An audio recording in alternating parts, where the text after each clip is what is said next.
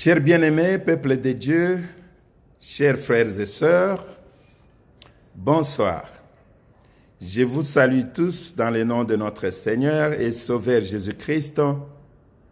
Nous, c'est l'apôtre Daniel Lunga, responsable de l'Église évangélique internationale Pain de Vie, depuis Kinshasa en RDC, où je me trouve pour l'instant.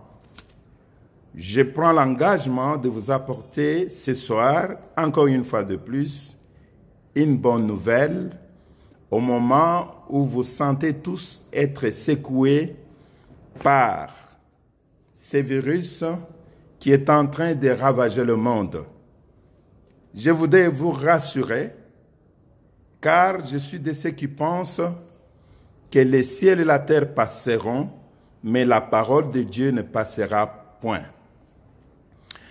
Notre message se situe dans Psaume 127. Nous allons lire le verset 1er. La Bible déclare: « Si l'Éternel ne bâtit pas une maison, ceux qui bâtissent, ils travaillent en vain. Si l'Éternel ne garde pas une ville, celui qui garde, il garde en vain. » Ce verset biblique me permet d'introduire mon message ce soir par la magie des réseaux sociaux, à travers vous tous qui m'avez suivi dans la première vidéo ou ceux qui ne m'ont pas suivi. Je voulais vous rappeler que Dieu appelle chacun de ses serviteurs avec des missions différentes et selon l'époque. Je reviens vers vous ce soir. Méditez avec vous cette parole. La Bible nous dit, si Dieu ne garde pas, il n'y a personne qui peut garder. Bien-aimés, vous allez voir que cette parole est en train de s'accomplir en ce moment où nous voyons des nations développées, des grandes puissances de ce monde, être sérieusement secouées par le Covid-19. Les Africains, surtout les jeunes, ils ont leurs yeux toujours braqués sur l'Europe, l'Occident et les États-Unis. Ce sont des modèles de puissance, ce sont des modèles de développement, ce sont des modèles où la population est sécurisée, protégée. Mais je pense qu'aujourd'hui, avec des yeux spirituels, nous voyons que ces nations sont très fragiles. Car ils ont des drones, ils ont des avions de chasse, ils ont des satellites, ils ont toute la puissance militaire. Ils peuvent décimer des populations, même à distance, avec des drones, comme c'est le cas en Syrie, en Irak, en Libye, voire même plus près de nous dans l'Afrique de l'Ouest. Ils sont capables de détruire massivement les populations avec des armes, mais ils sont incapables d'arrêter le Covid-19. Ils sont incapables de faire face au Covid-19. Chers bien-aimés,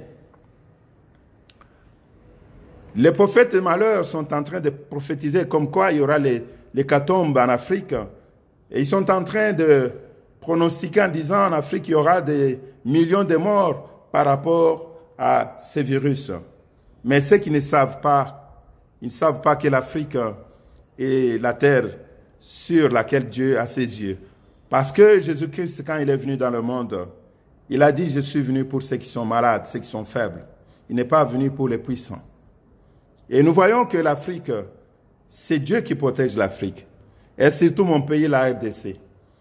C'est Dieu qui nous protège et qui nous garde par rapport à l'alliance que la RDC a conclue avec notre Dieu.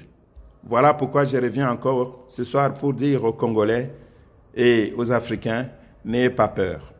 Dieu est au contrôle. Notre Dieu, il est fidèle. Il n'abandonne jamais son peuple. Il n'est pas le fils de l'homme, ni un homme pour mentir. Ce qu'il a dit, il accomplira certainement. Dieu, il va sortir les faibles, plus puissants que les puissants, car il est capable de prendre les choses inutiles pour confondre les choses utiles. Il est capable de prendre les choses viles pour confondre les choses sages, parce qu'il est Dieu. Je vous dis et je vous assure ce soir que l'Afrique ne sera pas ravagée par le coronavirus. Bien-aimés, toutes ces nations, lorsqu'ils étaient en train de comploter contre Dieu, de voter des lois contre Dieu, d'essayer de corriger Dieu, de corriger la création de Dieu, parce qu'eux, ils pensent que Dieu, en créant le monde, en créant les hommes, il a fait des erreurs. Ils se sont mis dans les synagogues des diables pour voter des lois contre la volonté de Dieu. L'homosexualité, les pédophilies, l'enseignement des enfants, initiation à la sexualité, les femmes et les hommes sont égaux. Il y a tellement de lois que les hommes ont essayé de mettre sur pied qui ont énervé l'Éternel. Et vous savez, la Bible nous dit, l'âme qui a péché, c'est celle qui mourra. Donc le compte est individuel. C'est individuel. C'est pourquoi je demande aux Congolais de rester dans la prière, intercéder pour votre nation. Rien de mal n'arrivera sur le Congo. L'hécatombe n'arrivera pas. Le coronavirus ne va pas ravager le Congo. Voilà pourquoi je voudrais me tourner encore vers le président de la République, Félix-Antoine Tshisekedi Tshilombo, Monsieur le président de la République. Je vous ai envoyé le premier message, et voilà le deuxième, c'est la mission que je dois accomplir pendant ces moments où tout le monde est paniqué. Je vous dis, ces mesures ne servent plus à rien. La seule manière de servir votre pays, de sauver ces pays, c'est d'envoyer votre peuple vers le travail. Car Dieu a dit que l'homme vivra à la sueur de son front. Nous devons travailler pour développer notre pays. Ce n'est pas le Fonds monétaire ou la Banque mondiale qui viendront nous développer. Ce n'est pas l'ONU qui viendra nous développer. Ils vont nous donner des dettes pour venir encore renégocier des contrats ici, nous prendre en otage, en esclavagisme pour de longues périodes, de plusieurs années. Monsieur le Président, si vous ne retournez pas le peuple au travail, le pays sera en faillite et vous allez être obligé d'aller vous endetter. C'est pourquoi j'ai parlé l'autre fois qu'après coronavirus, on risque de vendre le Congo. Et monsieur le président de la République, ayez pitié de ton peuple, remets le peuple au travail, car ces mesures ne sont pas efficaces. Nous avons vu ce qui se passe à la Gombe, le confinement total. Vous savez que la moitié de la population de Gombe avait quitté Gombe. Savez-vous qu'il y a des gens, des hommes et des femmes qui entrent à Gombe comme ils veulent dans des ambulances et même camouflés dans plusieurs services, dans plusieurs véhicules de service. Monsieur le Président, vous savez combien des échanges continuent à se faire dans nos frontières parce que les services de l'ordre, ils ont eu maintenant l'aubaine de faire payer des frais aux gens qui traversent, qui entrent et qui sortent, et cet argent entre dans leurs poches. Monsieur le Président, les mesures ne sont pas efficaces. Il faut les lever le plus vite possible. Vous nous aviez donné 4 semaines, il est 4 semaines. Je vous en prie, ça ne sert à rien de continuer avec ces mesures. L'Éternel est au contrôle. Renforcez ce que vous devez faire, les structures médicales, comme je l'ai dit, pour la prise en charge de ceux qui seraient malades. Mais quant aux mesures, je vous dis, elles sont mauvaises, inefficaces. Nous attendons quoi? Que l'Occident puisse lever des mesures pour que nous puissions lever les mesures chez nous. Nous ne sommes pas l'Occident. Le Congo n'est pas les États-Unis. Le Congo n'est pas la Chine. Le Congo n'est pas la France, l'Allemagne ou l'Angleterre. Le Congo n'est pas l'Italie, ni l'Espagne. Le Congo, c'est le Congo. C'est une nation de Dieu. Et Dieu est le roi du Congo. Il règne sur le Congo. Et comme je vous l'ai dit, il n'y aura pas de mort massive, il n'y aura pas les ravages sur le Congo et sur l'Afrique. Car maintenant, Dieu veut confondre les puissants. Nous voyons comment ils sont désarmés devant leur puissance. Vous avez suivi comme moi, cher bien-aimé. J'ai dit ce que j'ai dit, je l'ai dit avec conviction, avec foi. Que si Dieu ne nous garde pas, ce ne sont pas de grandes puissances qui vont nous garder. Vous avez suivi ce matin? Les Français, leur plus grand bateau de guerre, qu'on appelle Charles de Gaulle.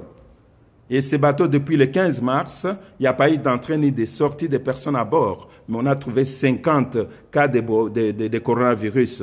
Cela signifie quoi? Cela signifie que même les drones, même les avions de chasse, même les bombes, même les satellites, même du fait que ce bateau-là est blindé, ne pouvaient pas protéger ces 50. Mais moi, je vous dis, ce n'est pas 50. À bord de ces bateaux, il y a entre 700 et 800 militaires à bord. Et si les 50 sont déjà infectés, ce sont les 800 qui sont tous infectés. Raison pour laquelle, si Dieu ne garde pas, ce ne sont pas les bombes qui vont garder, ce ne sont pas les puissances. Et regardez les États-Unis, comment ils sont en train de pleurer. C'est une super puissance. Aujourd'hui, nous devions voir où est la suprématie des États-Unis. Où est sa puissance? Ils sont incapables d'arrêter le coronavirus. Vous savez, Dieu se sert parfois de certains événements pour nous parler. Et je vous dis que notre salut ne viendra pas de l'Orient, ni de l'Occident, ni de l'Est, ni de l'Ouest. Notre salut viendra de Dieu l'Éternel. C'est pourquoi moi, je suis de ceux qui pensent qu'il faut travailler pour développer le Congo plutôt que d'aller s'endetter auprès des instruments qui sont contrôlés par les grandes puissances pour nous mettre dans les dettes qui ne finiront jamais et nous imposer les lois d'exploitation au détriment de nos intérêts. Que les Africains puissent se prendre en charge. Qu'il y ait une autre génération des Africains capables de discerner les choses. Voilà pourquoi ce soir, je viens encore avec ce message pour vous dire, si Dieu ne garde pas, celui qui garde, il garde en vain. Si Dieu ne bâtit pas une maison, celui qui bâtit, il bâtit en vain. C'est pourquoi vous, dans vos maisons, vous devez mettre Dieu au centre de votre vie, de tous les jours. Vous, les chrétiens, vous devez intercéder pour ces pays, car ces pays est la réserve de notre Seigneur, comme je l'ai dit dans le message passé. Monsieur le Président, que ce message vous arrive. Je voudrais vous entendre parler à la fin de la semaine. Nous sommes dans la 4e, que les mesures sont sauvées et sont élevées, et que les Congolais peuvent vaquer à leur occupation. Que Dieu vous bénisse. Notre Dieu est au contrôle et que tous ceux qui sont malades, nous prions pour eux. Le Seigneur est au contrôle. Il est le roi du Congo. Amen.